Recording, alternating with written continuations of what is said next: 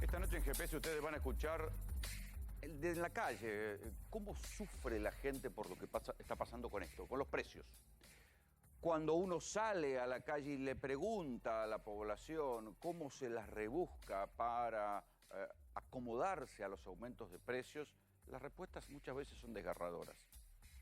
Además de escuchar a la gente, hay estudios que empiezan a mostrar cómo lastiman los aumentos de precios en la vida cotidiana de la gente. Por supuesto, están las cifras del INDEC, de la pobreza, de la inflación, todo eso ya lo sabemos, pero hay otros estudios que miden cambios en los comportamientos de la población que deberían preocuparnos. Un estudio reciente de una consultora que se llama Skentia descubrió que frente a la caída del consumo de algunos alimentos aumenta el consumo de todo lo que tenga que ver con la merienda y con el desayuno, la yerba mate, el té, el café, las harinas, los panes, las medialunas. ¿Por qué? Porque la gente está salteándose alguna comida en función de compensar. Sí, tal vez no cenan y entonces hacen una merienda y con eso engañan al estómago. O tal vez no almuerzan ni desayunan o comen algo que parece un desayuno segundo a media mañana porque no tienen plata suficiente para comprarse un almuerzo cuando están laburando. Todas estas cosas van generando no solo daños a futuro en la salud, sino también sufrimiento en la gente. Ese sufrimiento es el que se manifestó en el voto castigo y que seguramente se va a volver a manifestar, salvo que haya un milagro, en las próximas elecciones de noviembre contra el gobierno. ¿Por qué? Porque el gobierno pecó de ingenuo. Ignoró la gravedad, la magnitud del problema de la inflación. Ni siquiera aprendió de por qué lo habían votado a ellos mismos en el 2019, porque Macri se va con una inflación del 50% y Alberto fue castigado con una inflación del 50%. Más claro, más sencillo, no hacía falta ningún gran analista político, ni traer un consultor español para que se los explique, ni nadie que les haga un dibujito. Ahora bien, frente a la ingenuidad, inutilidad, mal diagnóstico del gobierno respecto de la inflación, que no hizo nada, que pensó que los iban a votar y los iban a querer solamente porque habían vacunado a la gente, está la otra parte. Porque acá pareciera que todo depende de quién grita más, de quién habla más, de quién tiene el parlante más grande para imponer su criterio. Y entonces cuando uno ve y compara el sufrimiento de la gente por los aumentos de precios y se da vuelta y ve las ganancias de los grupos económicos, en especial los que se dedican a vender alimentos masivos, la verdad es que el contraste es obsceno. Y entonces ahí viene la otra discusión. ¿Está bien o mal que pongan controles de precios? Y esa discusión no se salda por el bien o mal, sino porque si uno lo entiende en el corto plazo y en el largo plazo. ¿Está bien que un bombero te llene la casa de agua? Y no, pero sí está bien cuando vos tenés un incendio. Entonces, esto es lo que pasa. ¿El gobierno necesita poner un control de precios? Sí. También lo puso Macri en su momento, cuando tenía la inflación al 50% y perdió en las PASO. También lo hizo Macri y todo lo de Juntos por el Cambio ahora lo ignoran. Ahora el gobierno, tarde, de apuro, está intentando poner este control de precios para que no se le incendie la casa, para que no se le incendie más todavía la situación social, porque las medidas que hicieron para intentar paliar, para ponerle plata en el bolsillo de la gente, se la devoró la inflación.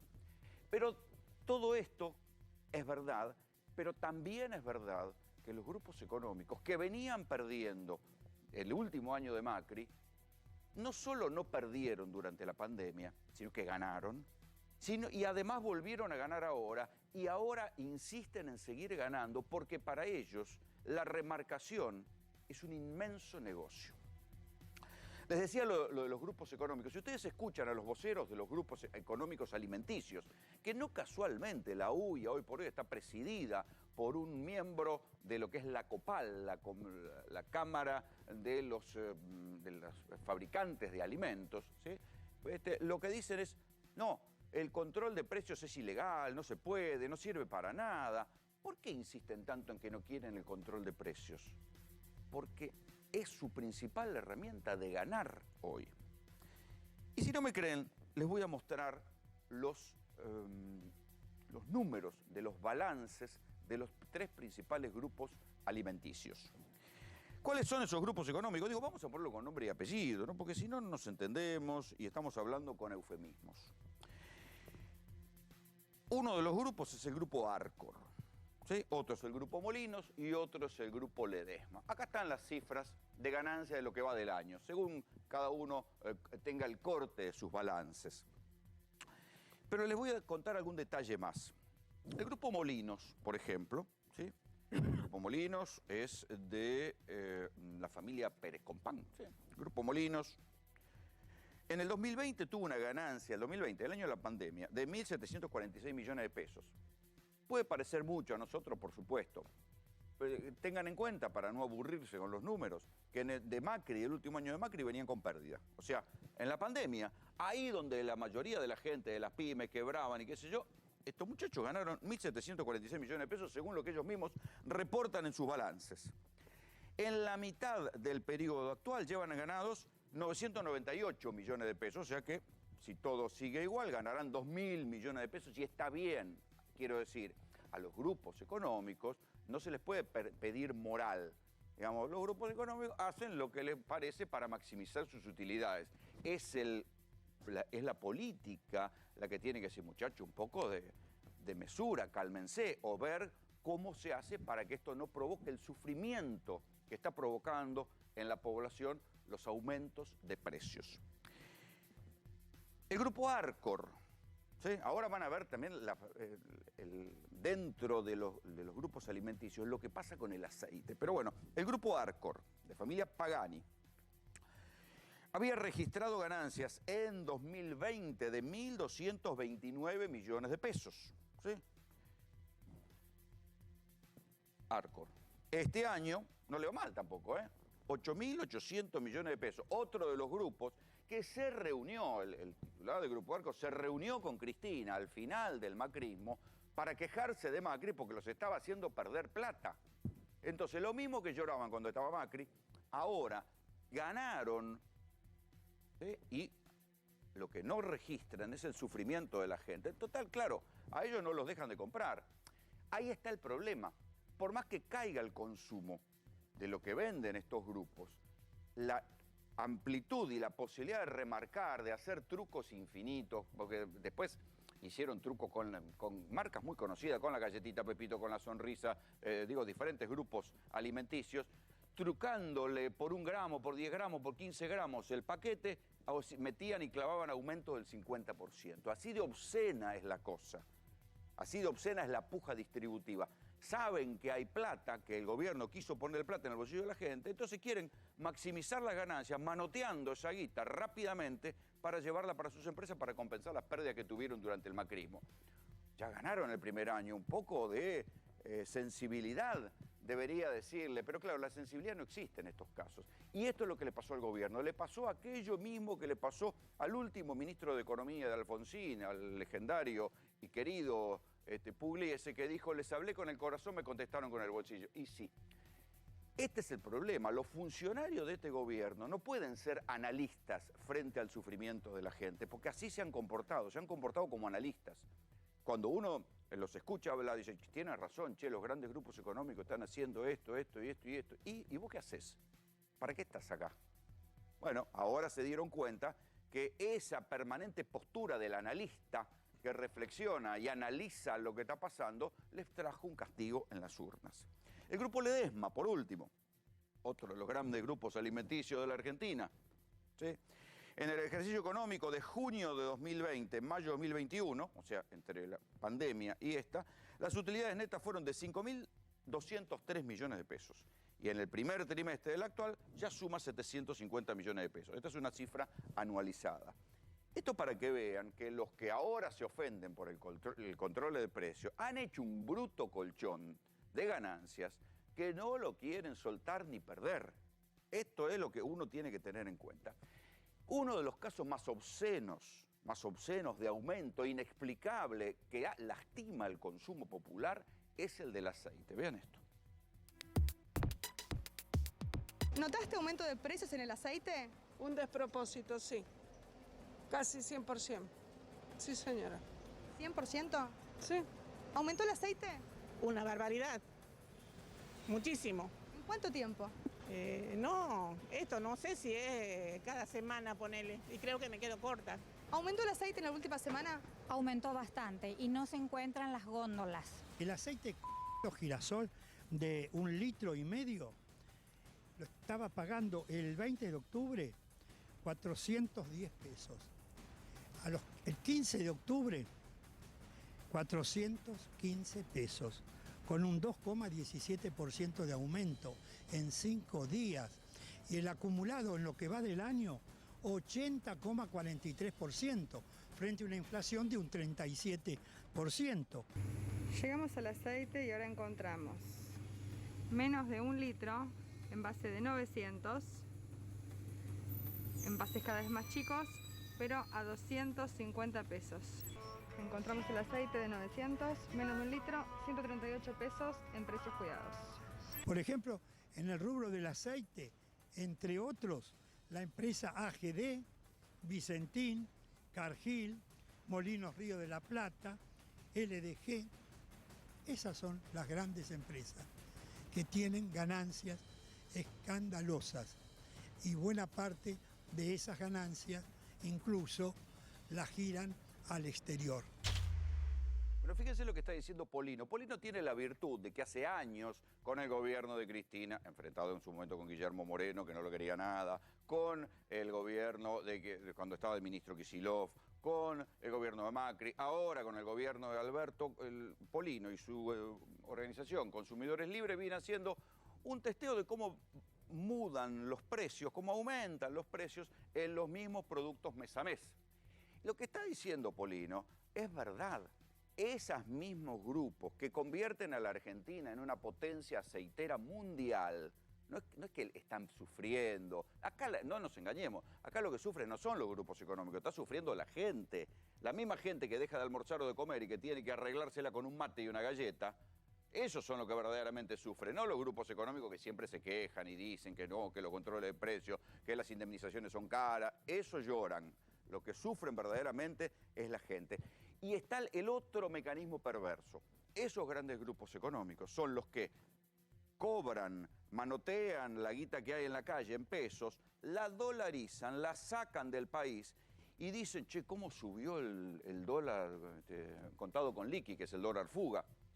Y dicen, como subió el contado con liqui, nosotros ya aumentamos nuestros costos por las dudas. Y vuelven a subir los costos, vuelven a aumentar los precios y pues vuelven a fugar la plata. Esto es lo que dice Polino. Vean esta curva, a ver si me creen un poco más. La curva en azul es el dólar blue. ¿Vieron que siempre dicen que el dólar blue influye en la formación de los precios? Esta es la curva del dólar blue, de los aumentos del dólar blue. La curva roja es el índice de precios del consumidor. La curva negra, vean cómo se cruza, es el precio del aceite de girasol de 1,5 litros. Viejo, ¿qué tiene el aceite de girasol para que aumente más que el dólar blue y que el índice de precios al consumidor si se produce en Argentina? Y ahí es donde uno dice, che, el gobierno, ¿por qué no dejan de gobernar analistas como analistas y hablan y hablan y hablan y hacen algo para que la gente deje de sufrir? Por eso los han castigado en las urnas y por eso solo un milagro puede evitar que los vuelvan a castigar en las urnas. ¿El control de precios resuelve el problema de fondo de la inflación? No. El control de precios es solamente una medida de corto plazo para ver quién tiene, para medir fuerzas y ver quién tiene alguna posibilidad de discutir a mediano plazo un plan antiinflacionario. El gobierno se concentró demasiado en la deuda de los privados con los bonistas, se concentró y bicicleta en la deuda del fondo, pero se olvidó de la gente acá adentro y se olvidó de que acá adentro estos mismos grupos económicos, sobre todo los alimentos, que cazan en el zoológico porque no compiten con nadie, porque no tienen importaciones y nada por el estilo, que tienen costos magníficos para poder exportar. Ya que tienen costos magníficos para poder exportar, por lo menos que no suban los precios de acá. No, ganan por todos lados. Cuando pueden exportan, cuando no te aumentan. Y sus utilidades son estas que nosotros vemos. Y la verdad es que está bien que les vaya bien. Nadie les puede pedir moralidad. El problema es que contra sus utilidades y sus aumentos está el sufrimiento de la gente. Vean ahora esta placa que les voy a mostrar sobre los diferentes precios, que también son inexplicables. Y esta es la cuestión. La inflación genera una locura cotidiana que en cualquier otro país del mundo, cuando uno viaja, uno habla con la gente, amigos que viven allí, y dice, no, mira, acá la locura de la inflación que se vive en Argentina no es tal. ¿Hay diferencia de precios entre lugares, entre barrios? Sí, hay diferencia de precios entre barrios, pero no esta locura, donde uno tiene que convertirse poco menos en un cazador de ofertas para poder hacer que su sueldo le rinda más o menos, porque está la diferencia entre comprar o no comprar una botella de aceite. A ese nivel de deterioro de la vida cotidiana hemos llegado. Vean esto. Harina de 1 kilo. Uno dice, bueno, en el Coto, 112,49, la misma harina estamos hablando, ¿eh? En el supermercado Chino, 79,15. En el mayorista, el supermayorista Vital, 40 pesos. Uno entiende acá por qué la gente va a comprar a los mayoristas. Pero sirve para algunos casos y no sirve para otros. El aceite de 900 mililitros, 183 en el mayorista Vital. ¿Cómo se explica? La harina está baja, pero uno va al aceite y lo encuentra más caro que en el Coto o que en el Chino. 127, 140. La yerba, esta otra de las obscenidades, la yerba en la Argentina no tiene componente dolarizado, porque después lloran, dicen que no, que el paquete, que esto, que el otro. La yerba argentina se vende en la Argentina, hay una pequeña parte que se exporta a algunos lugares del mundo, el resto no se exporta, se consume en la Argentina. Entonces explíquenos por qué frente a cualquier otra cosa te dicen, no, aumentó el dólar blue, entonces esto me influye en los costos. Mentira, zaraza. Y ahí van los aumentos de la yerba. Se aprovechan de esto, de que la gente no tiene para comer, necesita reemplazar almuerzo o cena por una merienda o por un desayuno y te aumentan el precio de la yerba. En un mayorista 209, en el Coto 302 y en el Chino 159. Fíjese que a veces te conviene ir al Chino, a veces te conviene ir al mayorista, a veces te conviene ir al Coto. Incomprensible. Por eso le digo, uno no es un economista a la hora de hacer las compras. La gente tiene que disponer de su tiempo para ir y vivir, en definitiva. No puede estar dedicándole para comprar en tal lugar, de esta manera, de esta otra. Los fideos, ¿cuándo no? En el mayorista, 38 mangos. En el Coto, 62. En el Chino, 190. Entonces, acá donde no hay lógica. Uno dice, bueno, ¿y cómo se controla todo esto? ¿Cómo se pone porque la inflación genera esta locura de precios. Pero al mismo tiempo la inflación genera que en la locura de precios, los que forman los precios ganen, se dolaricen, saquen la guita del país y después se quejen de la brecha del dólar. Todo esto es previsible, insisto, porque las empresas, desde el supermercado chino más pequeño, pasando por la superficie más grande, pasando por la gran fábrica de alimentos, ninguno de ellos es una ONG ni tiene por qué serlo. Hacen lo que les parece para maximizar sus ganancias. El problema es que el gobierno tiene que dejar de comportarse como un analista, dejar de decir que es terrible lo que pasa con la inflación, porque la inflación está haciendo sufrir a la población. Bienvenidos, esto es GPS.